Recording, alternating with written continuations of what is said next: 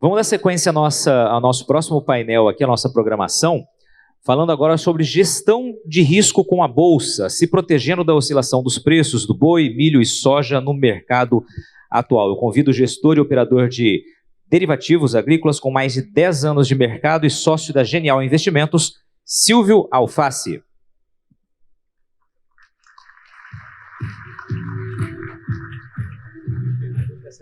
Derivativos ou derivados? Eu acertei.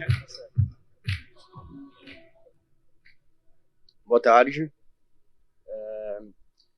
Falar um pouquinho hoje sobre o panorama de mercado, o cenário econômico aí do Brasil, e depois passar um pouco pela parte de produtos, falar um pouquinho aí como que a gente pode estar ajudando o produtor agrícola e as empresas do setor a fazer o hedge, gestão de risco, né, usando a bolsa. Falar um pouco do governo, novo arcabouço fiscal que limita o crescimento da despesa, né, em 70% do avanço das receitas do governo. Então essa meta ela será considerada cumprida no ano que vem, caso seja igual ou 0,25 pontos percentuais para cima ou para baixo. Essa falha em elevar as receitas pode resultar numa relação de dívida PIB de até 89,4% no ano de 2026. Sobre a atividade econômica do Brasil no momento, então a gente teve um crescimento aí de 2,8% das exportações, que soma aí 17,64 bilhões de dólares até o mês de junho desse ano, em comparação com o ano passado. As importações elas caíram 16,8%, quase 17%, totalizando aí 10,39 bilhões de dólares. E o setor de serviços ele vem numa crescente de 5,4% em comparação com o mesmo período do ano passado. Isso daí já é um número bem relevante, a 24ª taxa positiva aí consecutiva. Uma notícia boa para o consumidor, o IPCA, o Índice de Preços do Consumidor, vem na 5ª semana consecutiva de baixa. Então, uma perspectiva aí de melhora da economia brasileira. Isso muito devido à menor atratividade americana, passa por um momento difícil. E as projeções mais positivas no mercado brasileiro nos boletins focos que tem saído aí semanalmente. O mercado de trabalho espera para o final de 2023 1 milhão a menos de desempregados no Brasil, segundo a Organização Internacional do Trabalho. Taxa de desemprego que chegou a quase 9% no primeiro trimestre de 2023, que houve um aumento em comparação ao mesmo período do ano passado. E uma pesquisa realizada pela Pearson Google, onde 1 em cada 3 brasileiros está pessimista em relação ao mercado de trabalho. Um pouco sobre inflação. Então, as projeções de inflação elas vêm melhorando nos últimos meses, nas últimas semanas. Recuaram aí, o Boletim Focus já recuou a projeção de inflação para o final do ano para 5%. E para o ano que vem para 3,4%.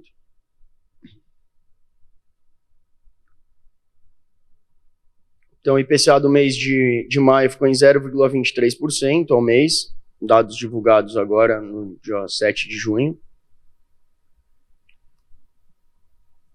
E projetam a inflação para 5,8%.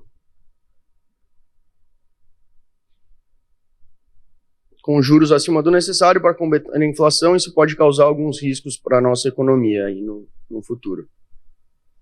Vou falar um pouco sobre câmbio. Então, o Brasil vem de um primeiro semestre aí com fluxo cambial bem positivo. Então, entrada de moeda estrangeira já acumulou aí 13 bilhões de dólares até abril. E o dólar vem perdendo, vem se desvalorizando ante os pares de moedas emergentes, inclusive o real. A gente vê essas quedas aí acentuadas no dólar nesses últimos meses. Então, a última semana ficou cotado em média de 4,84. Hoje a cotação do dólar já estava em torno aí de 4,77. Isso é uma redução de 1,5%. Então, com as perspectivas de baixa da inflação, e a gente teve a última reunião do Copom, e a taxa de juros se manteve, a gente tem um juros real bem atrativo. Isso é bem atrativo para a entrada de moeda estrangeira, investimentos no nosso país. Juros nos Estados Unidos, a expectativa do Fed, que é o Banco Central Americano, de aumentar a taxa de juros ainda existe, então eles ainda estão num cenário de alta de juros, e isso pode ter um aumento aí no valor do dólar. Eu trago aqui as informações do último Boletim Focus.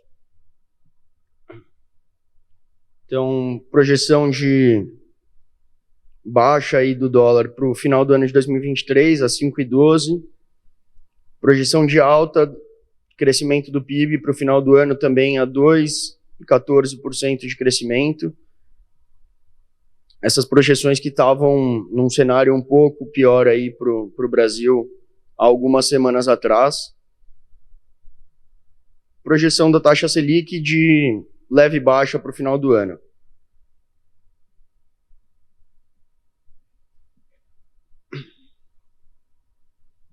Aqui é uma tabela das exportações, fonte Conab. Então a gente teve uma baixa, uma variação baixa na exportação de carne bovina no primeiro semestre, muito devido às notícias aí de vaca louca atípica que a gente teve. Isso embargou um pouco das compras da China. Então, em relação ao mesmo período do ano passado, a gente tem uma baixa aí um pouco acentuada de volume de exportação. O milho também, com as quedas das commodities, ficou bem limitada aí a nossa exportação. Então, isso não estava muito atrativo, o cenário não era muito atrativo para a exportação de milho. Houve uma queda muito grande também nas exportações de milho em relação ao ano passado, ao mesmo período. A soja teve um aumento, farelo também.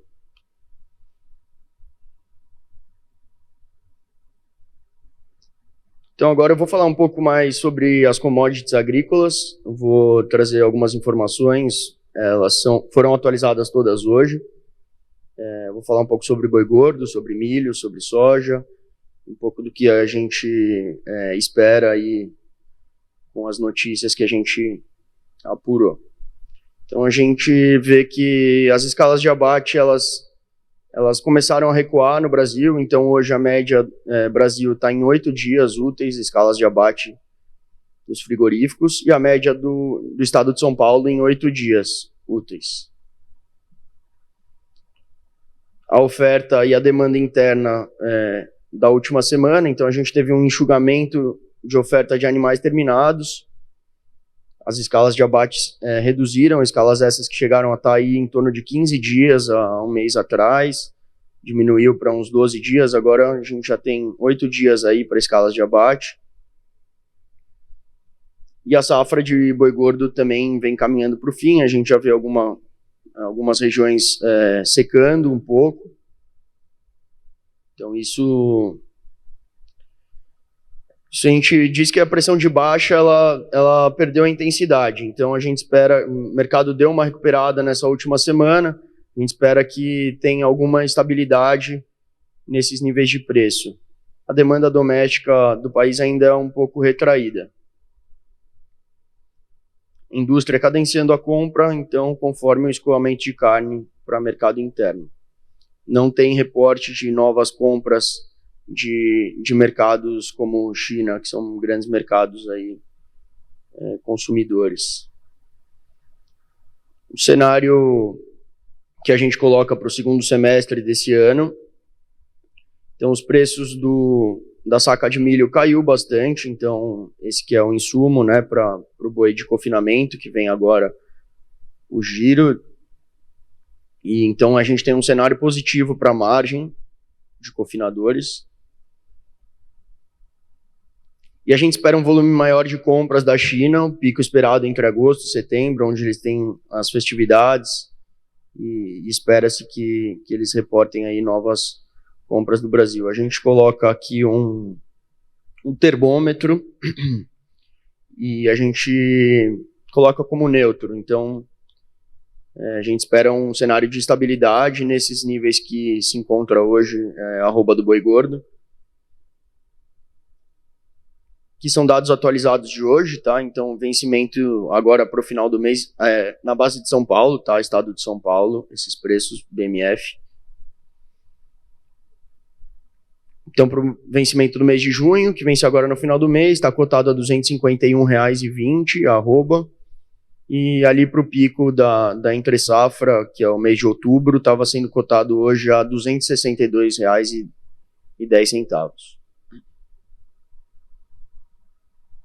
Aqui eu trago alguns gráficos. Então, a evolução do ajuste de boi gordo.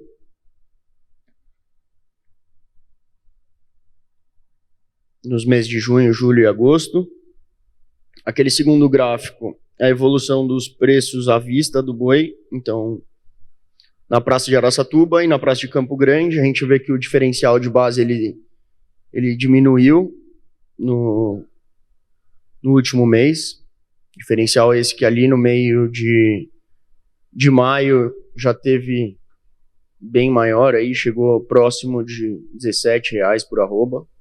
Hoje aí está em torno de R$8. E o indicador Exalc, cotado a R$ 249,90. Então, bem próximo aí do que está saindo o vencimento atual da Bolsa.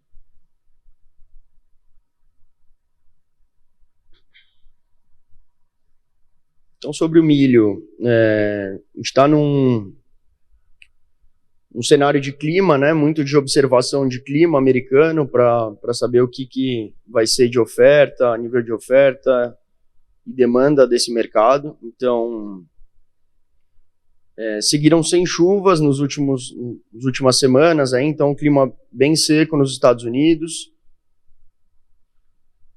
Temperatura está um pouco mais quente do que normal nos últimos anos, em comparação com os últimos anos, então é em torno de 1, 2 graus mais quente. E com isso a pressão de baixa também perdeu um pouco a intensidade. A gente teve quedas muito grandes na commodity do milho. E agora a gente acredita que o milho pode se estabilizar e ficar aí nesses níveis que está hoje. Então, essa informação de hoje, então foram reportados alguns de clima que vão ter chuvas de 40 a 50 milímetros para os próximos 10 dias. Então isso fez com que o mercado hoje tivesse uma queda bem grande, então aí estava caindo bem as commodities, os grãos nos Estados Unidos hoje, em torno de 2% milho, de 1% a soja.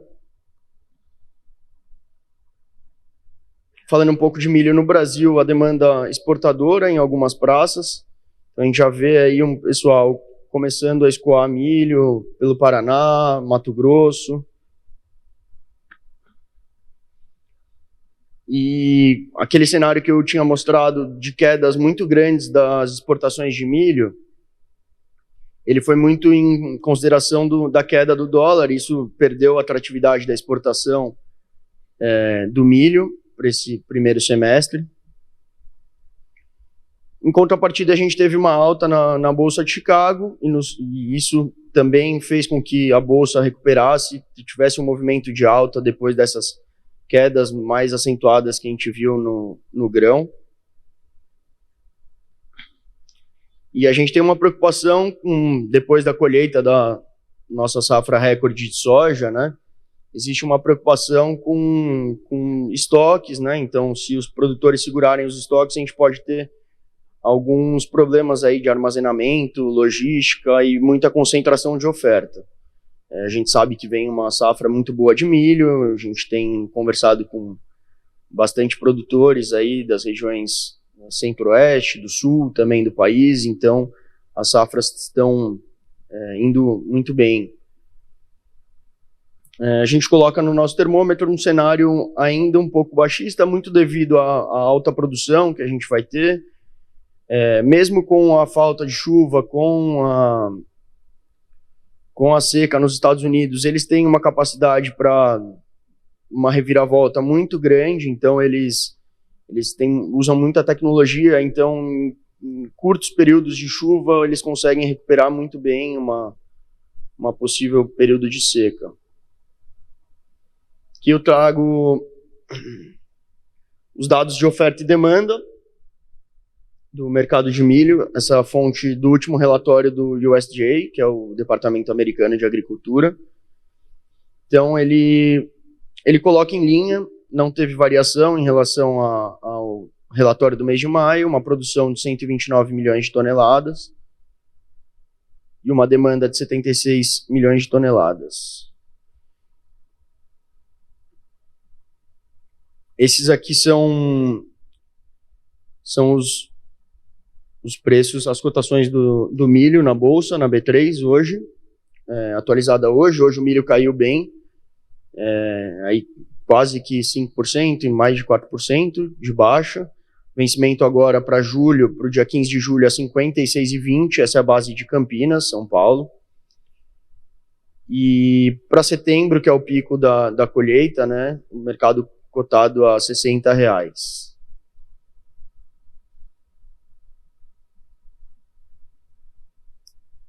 Então aqui eu trago 3 gráficos. Um é evolução do ajuste do milho de Chicago, cotado a $6,60 por bushel. Aquele segundo gráfico é a evolução do milho na B3, na nossa bolsa. Então, para setembro a 62,87, para julho 58,59. E essa é a evolução do indicador do preço à vista do milho na base de Campinas, cotado no dia 22 a 57,07. Falar um pouco agora sobre a soja. Então, o clima americano, né? Então, mesmo cenário de clima americano. Então, tiveram reportes de chuvas para os próximos dias.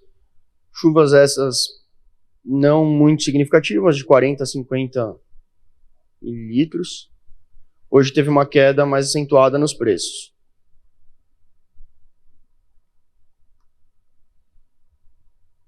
Então, a fraqueza da demanda dos grãos norte-americanos, como já reportado, a China ela não tem feito grandes compras, nem para o mercado de carne bovina, nem para o mercado de grãos. Tanto o Brasil quanto os Estados Unidos, eles têm, há indícios que eles têm um estoque bem forte aí, e que a gente espera que no segundo semestre essa demanda ela possa voltar e acelerar essas exportações. Então aqui também tem problemas decorrentes do baixo nível no Canal do Panamá, isso afeta também o escoamento desses grãos norte-americanos. Indicador de preço da soja, base de Paranaguá, Paraná, a R$ 129,68 por saca. A gente ainda espera um cenário de baixa, a gente vê muita soja que ficou estocada dessa colheita brasileira. Como eu falei, apesar do cenário de seca nos Estados Unidos, eles têm uma capacidade de resiliência, assim falando, muito grande. Então, qualquer chuva que dá, eles conseguem recuperar muito rapidamente a safra. Então, a gente tem muito produto disponível na soja. E aqui a tabela do USDA também. Mantiveram em linha também a produção, a demanda e as exportações do Brasil. A única coisa que aumentou, como percebido, são os estoques. Então, até o departamento americano reporta aí aumento de estoques da soja brasileira. Isso é um sinal que a gente ainda tem muita disponibilidade de produto. Aqui eu trago a tabela da soja. Então, a cotação da soja para o mês de julho, a 32,67 dólares por saca. Para o mês de setembro e novembro, 28,86, 28,60 dólares por saca. O dólar hoje, até o momento que eu comecei a apresentação, estava saindo a 4,78.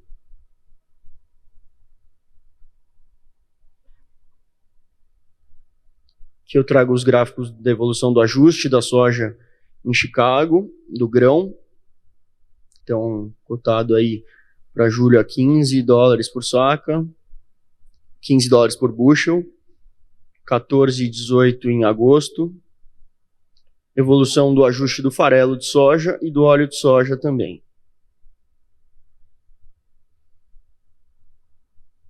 A soja a gente não viu um movimento muito baixista nela, mas a gente viu um movimento de prêmios no Brasil, mexendo muito. Então, os prêmios ficaram bem negativos aí a níveis históricos no Brasil.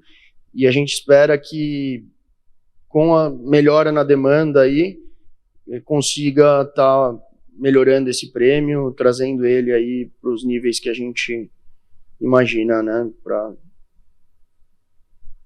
em relação a Chicago.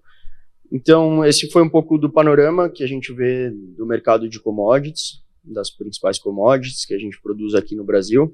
Vou falar agora um pouco sobre produtos, vou usar exemplos operacionais básicos para mostrar um pouco como que vocês podem utilizar o mercado financeiro para estar fazendo essa gestão de risco. Então, a gestão de risco hedge ela é feita por meio de operações na bolsa, de mercado futuros ou de opções. Então, o que é o hedge? Então, o vendedor ou comprador de mercadorias, de commodities, milho, boi, soja, café, etanol, entre outras, no mercado físico, travam o preço em uma bolsa, assegurando preços que garantem a margem de lucro do seu produto e se protegendo de variações nos preços. Então, esse é um exemplo com o mercado futuro. O diferencial dessa operação é o recebimento e pagamento dos ajustes diários, a flexibilidade que ele te dá para entrar e sair do mercado. É um mercado que tem liquidez, então você tem a escolha de entrar e sair sem precisar estar pagando aí taxas absurdas. Então, isso é uma flexibilidade que o mercado futuro tem em relação aos outros mercados. E o fator de você poder estar sempre postergando sua posição. Então, se caso você fez uma operação para setembro, essa operação, na verdade, ela só vai ser liquidada no físico em novembro, você consegue jogar a sua posição para frente de forma também flexível, sem grandes trabalhos. Aqui eu trago um exemplo prático, então, da operação no mercado futuro. Um cenário que um pecuarista vai vender bois para o mês de outubro, e ele quer travar o preço a R$ 265, esse preço que está saindo hoje no mercado, pois esse é um valor que vai garantir aí a margem de lucratividade do produtor. Então ele sabe o custo dele, coloca o lucro da operação, quer garantir aquela margem naquele preço, em caso de uma eventual desvalorização do preço da arroba. Então, assim, ele deve vender contratos futuros de boi gordo para outubro na bolsa. Então, eu coloco os dois cenários aqui. Então, ele faz a negociação na data de hoje, chega lá em outubro, no dia 31 de outubro, o preço físico do boi gordo ele sobe para R$ 275 a arroba. Tá claro que aqui eu estou sempre usando o parâmetro da nossa bolsa, que é a base do estado de São Paulo. Então, no cenário, ele vendeu a 265, o mercado físico subiu para 275. Então, ele vai estar vendendo esse boi R$10 acima do que ele esperava hoje, no mês de junho, para outubro. No mercado físico, ele vai estar fazendo a negociação com o mesmo frigorífico que ele sempre fez, vai sempre negociar com o mesmo participante. Em contrapartida, ele vai ser ajustado no mercado financeiro, ele vai ter que desprender desses R$10 por arroba. Nesse cenário, ele vai vender o boi a 275, ele pagou essa diferença para ser ajustado no mercado futuro, ele vai garantir o mesmo preço a R$265 por arroba. Preço esse que ele já julgava um preço bom para fazer a sua garantia de margem, né? Num outro cenário, se até o vencimento, lá no final de outubro, o preço físico do boi ele cai para R$255 por arroba, ele vai entregar esse boi dele a R$255 pro frigorífico, o mesmo frigorífico que ele sempre negocia. Em contrapartida, ele vai receber, em formato de ajuste diário, esses R$10 na bolsa. Nesses dois cenários, o boi está travado aí a R$265 por arroba.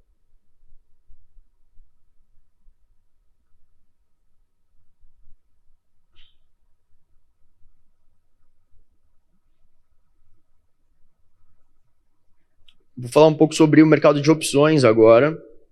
Também vou trazer um exemplo operacional básico para maior entendimento. Então, o hedge com opções é um seguro contra a volatilidade do ativo.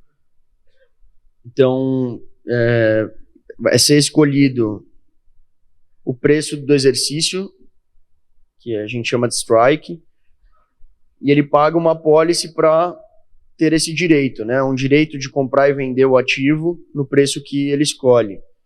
Então, eu quero ter o direito de vender o boi a 265. Aí ele vai pagar uma apólice, um prêmio, para ter esse direito exercido na bolsa.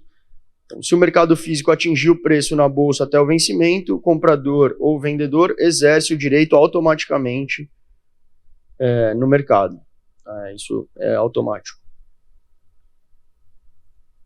O diferencial das opções é uma operação que permite fixar o valor do ativo. Então, você escolheria o valor o parâmetro que você quer imputar na operação. Você tem flexibilidade para a criação de diversas estruturas e estratégias para a gestão de risco. Ele é um produto menos flexível, menos líquido do que o mercado futuro que eu estava falando anteriormente, porém ele tem outros diferenciais que a gente não tem no mercado futuro. Então, eu vou trazer um exemplo operacional agora com milho. Então, um agricultor quer vender o milho, safrinha, para o mês de setembro, e percebendo um cenário de possível baixa, ele quer assegurar contra uma queda nos preços, abaixo do valor mínimo que garantiria a sua margem de lucro. Então, ele vai escolher, vai ligar para o assessor e vai falar, eu quero travar o meu milho até R$55. Então, ele vai pagar um prêmio aqui nesse cenário de R$2 por saca. Então, para se proteger contra uma queda abaixo de R$55, ele vai pagar uma apólice, um prêmio de R$2 por saca. Então, o direito de venda será exercido automaticamente se o preço futuro do milho setembro for menor do que o preço de exercício escolhido. Então, se ele escolheu a opção de vender a R$55, se o preço do milho em setembro tiver abaixo desses R$55, automaticamente ele vai exercer o direito de venda dele. Então, no cenário... Aqui só tem básico. Então, no cenário, se o preço futuro do milho for R$65, ele não vai exercer a opção, então ele vai vender o milho dele acima do que já garantiria a margem dele a R$55. Ele perderá o valor que ele pagou no prêmio. Então, ele vai pagar esses R$2, não vai exercer, no entanto, ele vai vender o produto físico dele acima do que era esperado, ele vai garantir uma margem melhor do que era esperado no início. Contrapartida, se o preço futuro do milho ali em setembro for de R$ 45, então ele vai exercer a opção de venda dele a R$ 55. E ele vai ganhar essa diferença do preço que ele escolheu vender, do preço que ele escolheu vender para o preço que o mercado for liquidado. O mercado ele é sempre liquidado por aqueles indicadores à vista da base de São Paulo que eu estava falando. Então é uma média dos últimos 5 dias úteis, é apurada essa média, e aí liquida o contrato futuro esse que parametriza para as operações de opção também. Então ele vai receber esses R$10 de diferença entre os 55 e 45, vai descontar o prêmio que ele pagou num primeiro momento, ali para ter essa opção. Então o resultado dele vai ser de R$8 por saca nesse exemplo. Então, aqui os participantes, a gente traz um pouco dos participantes que na verdade que deveriam estar participando desse mercado, né, para fazer essas operações. Então, produtores de soja, milho, café, etanol, pecuaristas, frigoríficos, cooperativas, granjas e também tantos outros negócios aí da cadeia produtiva. Tá? Então, é isso aí. Eu queria agradecer a oportunidade ao Alessandro Coelho, presidente do sindicato. Queria agradecer também a minha equipe, que trabalha comigo na Genial. E muito obrigado aí a todos pela oportunidade. Uma boa tarde.